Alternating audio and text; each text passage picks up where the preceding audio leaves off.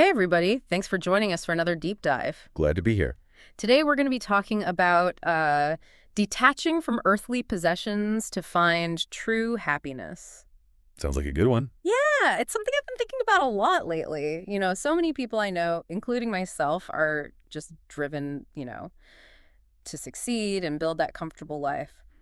But what if I told you that there might be a deeper, more fulfilling path to, lasting joy? I think a lot of people wonder that. Yeah, and it's all about shifting our focus. And actually, I saw this play out firsthand at a previous job I had. It was a super competitive environment. Everyone was constantly striving for the next promotion or the corner office.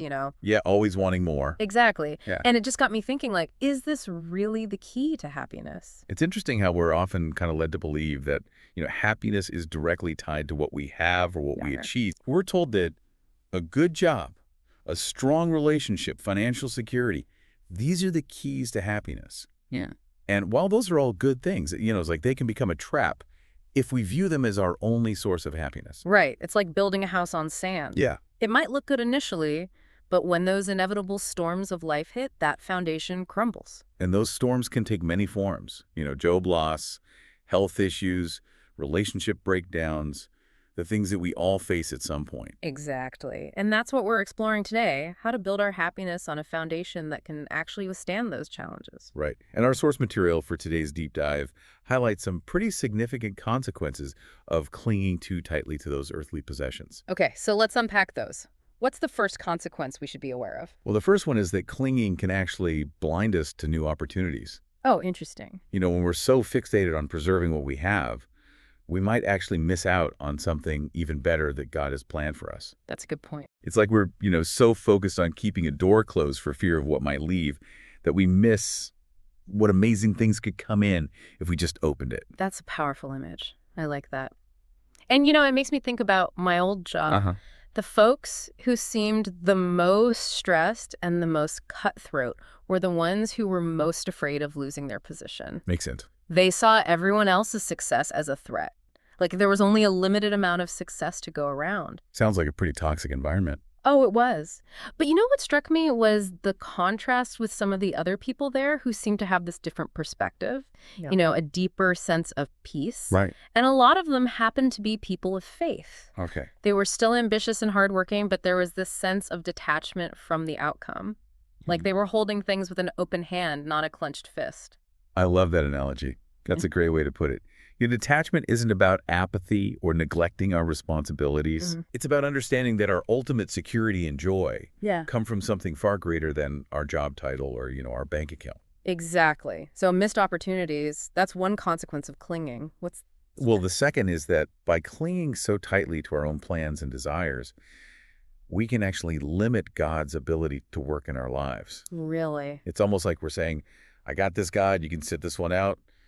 But when we do that, we miss out on the fullness of what he wants to do through us and for us. Wow. That makes me think about that incredible verse from Psalm 127.1-2. Unless the Lord builds the house, those who build it labor in vain. He gives as much to his beloved in their sleep. Such a profound reminder that it's not about being passive, Right? but recognizing that God is always working, even when we don't see it. It's so true that even while we sleep, God is working things out for our good. It's such a relief to think about it that way. Yeah, just to loosen our grip and surrender our need to control everything. And that's when we open ourselves up to his provision and peace. Okay, so clinging can lead to missed opportunities and limit God's work in our lives. What's that third consequence? The third consequence is that clinging can actually trap us in a cycle of fear, stress, and jealousy. Oh, that makes sense. When our happiness is tied to things that can be taken away, Yeah. like our possessions, our status, our achievements, Yeah. we're constantly worried about losing them. It's like if our sense of self-worth is based on those external factors, we're always going to be on edge, afraid of losing what we've built. Exactly. And that fear can just poison our relationships and rob us of the simple joy of living. Yeah, nobody wants that. Right. Okay, so we've talked about how clinging to earthly possessions can lead to missed opportunities, limit God's work in our lives, and trap us in this cycle of fear and anxiety. But knowing this and actually letting go are two different things. You're absolutely right. It's one thing to understand this concept of detachment intellectually, Mm-hmm. but putting it into practice in our daily lives can be so much more challenging. Oh, yeah, for sure. It's a journey, not a switch we can just flip on and off. Exactly. It's easier said than done. So, how do we even begin to cultivate this sense of detachment? Well, I think the first step is awareness. Okay. What are you holding on to so tightly that it's robbing you of peace? Is it a job, a relationship, a certain level of income, or even just an idea of how your life should look? That's a great question for all of us listening to consider.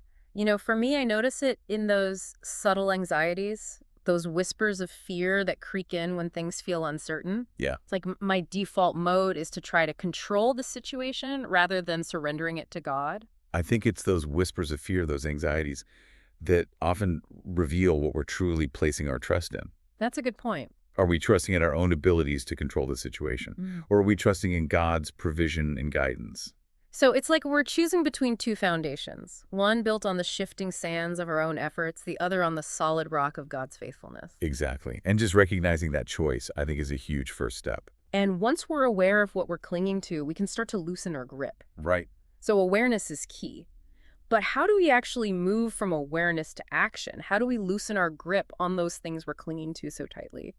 One of the most powerful practices for cultivating detachment, I think, is gratitude. Okay. When we focus on what we're thankful for, it shifts our perspective from a mindset of scarcity to one of abundance. Hmm. We start to see God's hand in our lives, even in the midst of challenges. It's like we're training our minds to focus on the blessings rather than the things we lack. It reminds me of that saying, what you focus on expands. Oh, it's so true. If we're constantly dwelling on what we lack or fear losing, Mhm. it only amplifies those anxieties. But if we focus on gratitude, it opens up space for peace and contentment. Precisely. Gratitude helps reorient our hearts toward God, Yeah. acknowledging that everything we have is a gift from Him. Right. It fosters a sense of contentment and reduces our need to cling to things out of fear. So gratitude is a powerful tool. What else can we do to cultivate detachment? Another key is embracing change. Okay. Life is full of transitions, and clinging too tightly to the familiar can make those transitions so much more difficult. It's like trying to hold on to sand. The harder you grip, the more slips through your fingers. The only constant is change, right? But how do we embrace change when it often feels scary and unpredictable? Yeah. Well, I think trusting in God's plan, even when we don't understand it, is essential. Remember Jeremiah 29:11, "For I know the plans I have for you, declares the Lord, plans to prosper you and not to harm you, plans to give you hope and a future." It's so comforting to remember that even when life throws us curveballs, God is still in control. And his plans for us are ultimately good, Right. even when they don't align with our own desires or expectations. Absolutely. Embracing change requires faith that God is leading us even through the unknowns. It's about surrendering our need to control the outcome and trusting that He will guide our steps. So, awareness, gratitude, and embracing change are all key elements of cultivating detachment. But is there a danger in taking this concept too far? Could we end up neglecting our responsibilities or becoming apathetic toward the world around us? Like, is there a point where detachment becomes irresponsible detachment? That's a great question. It's important to clarify what detachment is not. Okay. It's not about neglecting our responsibilities Oh. or becoming passive or rejecting material possessions altogether. So it's not about going off the grid and living a life of poverty. Exactly. It's about a shift in perspective. Yeah. We can still enjoy the good things in life, but we don't allow those things to define our worth or become the sole source of our happiness. So it's like enjoying a delicious meal without becoming obsessed with food or appreciating a beautiful sunset without feeling the need to possess it. That's a perfect analogy, We can appreciate the good things God has given us without becoming enslaved to them. right? It allows us to enjoy God's blessings without becoming enslaved by them. It frees us from that constant need to acquire more, to achieve more, to prove our worth through external validation. That sounds incredibly liberating to be free from that constant striving. But I imagine this kind of perspective shift takes time and intentionality. It's not something that happens overnight, right? You're absolutely right. Cultivating attachment is a lifelong journey, not a destination. It's about continuously aligning our hearts with God's truth, recognizing that our true security and joy are found in Him alone. So how do we know if we're on the right track? Are there signs we can look for that tell us we're starting to loosen our grip on earthly attachments and finding our true happiness in God? Yeah, absolutely. There are definitely some key indicators that our perspective is shifting and we're moving in the right direction. Well, let's dive into those after a quick break. We'll be right back with more on detaching from earthly possessions to find true happiness. Stay with us. One of the first signs you'll notice is a growing sense of peace, even when life throws you those curveballs. Like, even when things aren't going exactly how you planned. Exactly. If our happiness is solely dependent on external factors, we're going to be on that emotional roller coaster. But if our foundation is secure in God, we can weather those ups and downs with a lot more resilience. So we're not as reactive when things go wrong. Exactly. Yeah. When we're detached from the need to control outcomes, Ugh. we're less likely to be thrown off balance by the unexpected. We can trust that God is working everything together for our good, even when we can't see the full picture. It's like not sweating the small stuff. Yeah, and it goes back to that verse we talked about earlier. He gives as much to his beloved in their sleep. He's working, even when we're not. So inner peace amidst the storms, that's a pretty good indicator. What else should we be looking for? You might also notice a decrease in fear and anxiety, Oh, that would be nice. right? When we're clinging so tightly to things, we're constantly worried about losing them. But as we detach, we experience a release from that fear-based mindset. It's like we can finally exhale and let go of that tension, the feeling of needing to grasp and control everything. Exactly. Our security is no longer found in what we possess, but in God's unwavering love and care for us. And that just frees us from the burden of carrying those anxieties on our own. Freedom from fear and anxiety, that would be life-changing.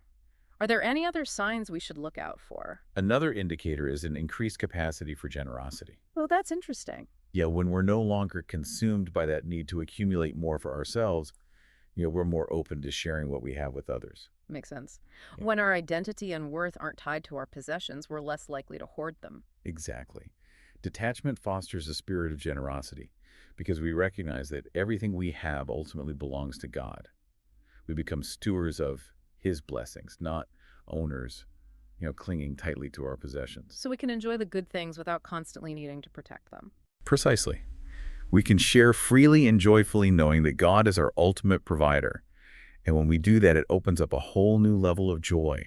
The joy of giving, of blessing others, of participating in God's abundance. This has been such a thought-provoking deep dive. We've covered so much ground, from the allure of earthly possessions to the cost of clinging, the power of finding our joy in God, and practical steps for cultivating detachment. And we've explored some key signs that we're moving in the right direction on this journey.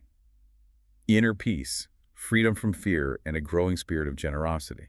So as we wrap up, I want to leave our listeners with this thought. If you're feeling weighed down by the need to control the fear of loss or the constant striving for more, consider this. What would it look like to just surrender those burdens to God? What if, instead of white-knuckling your way through life, you opened your hands and allowed God to fill them with his peace and provision? Imagine the freedom that comes from trusting that he's working, even when you're not that. His provision is always available, and that your true worth is found in his unconditional love. That's the beauty of detachment. It opens us up to a deeper level of joy and peace that the world just can't offer. Thanks for joining us on this deep dive. Until next time, may you experience the freedom and joy that come from letting go and trusting in God's unfailing love. So, before the break, we were talking about how do we know if we're on the right track with this whole detachment thing? Yeah, are there like actual signs? Yeah, like how can we tell if we're actually making progress? Because it's one thing to talk about it, but it's another to really, experience that freedom. You're right. It's about what's going on in our hearts and minds. So what should we be looking for? But one of the first signs is a growing sense of peace, even when, life throws you those curveballs. Oh, that's interesting. It's like you don't get so rattled by the unexpected. Because if our happiness is completely dependent on, things going our way, then we're always going to be on that emotional roller coaster. You got it. But when our foundation is secure in God, we can handle those ups and downs so much better. We're not constantly reacting to every little thing. Exactly. We can trust that God's working everything out, Yeah. even when we can't see the big picture. Yeah, he's got it handled. And it all comes back to, that idea that he gives to his beloved even in their sleep. He's always working. Always working. So yeah, that inner peace, even when things are tough, Mm. that's a pretty good sign. Okay, what else should we look for?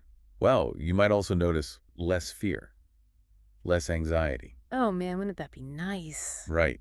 Because when we're holding on so tight to everything, We're terrified of losing it. Always worry. But as we detach, we start to let go of that Then fear. we can That's relax. like a weight lifted off our shoulders. We don't have to control everything. Exactly. Mm. And that's because our security, it doesn't come from what we own anymore. It's deeper than that. It comes from God's love and care for us. And that takes away so much of the burden. So we're free from all that worry and fear. Wow, that would be amazing. Okay, so what else? Another sign is being more generous. Okay, how so? Well, when we're not so focused on getting more stuff for ourselves, Hmm. Hmm. we're more willing to share what we have. It's like we're not so afraid of running out. Right. Because we know that everything ultimately comes from God. We're just caretakers. Exactly. Stewards of his blessings, not like greedy owners, Hmm. you know. So we can actually enjoy what we have without being so possessive. Yeah, we can share it freely and joyfully because we trust that God will provide. And that brings a whole new kind of joy. It does. The joy of giving and blessing others. It's amazing. Wow.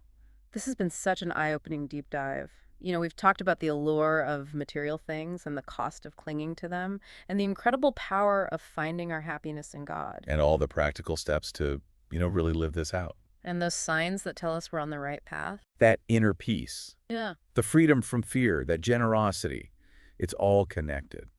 So as we wrap up, I want to leave everyone with this thought. If you're feeling overwhelmed by that need to control everything, or the fear of losing what you have, or just that constant pressure to get more, what if you just surrendered it all to God? Yeah. What if you let go of that tight grip and opened your hands to receive his peace and his provision? Because he's always there. He is. And your true worth, it comes from his love, not from anything you can buy or achieve. So let go of the worry, let go of the fear, and trust in God's amazing love. That's what true happiness is all about. Amen to that. Thanks for joining us on this deep dive. We'll see you next time.